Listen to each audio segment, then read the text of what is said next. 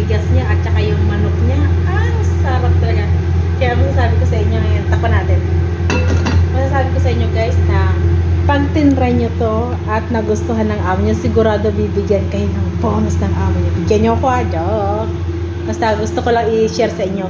Sabi nga, share your blessings. Kasi alam ko kung paano lutuin, kaya gusto ko i-share sa inyo para matuto rin kayo, para magagawa nyo rin. Kasi sabi ko sa inyo, magugustuhan ng amo nyo kasi ang sarap talaga guys, sabi ko sa inyo. Pagka naubos na yung tubig niya, may ilalagay pa tayo mamaya. Yung charcoal, ano yung charcoal? Yung paham. Magagano. Habang kumukulo siya, mag-aano ko ng paham. Ito yung paham guys, yan. I-ano ko siya sa apoy para tama-tama bago maubos yan, ito okay na siya.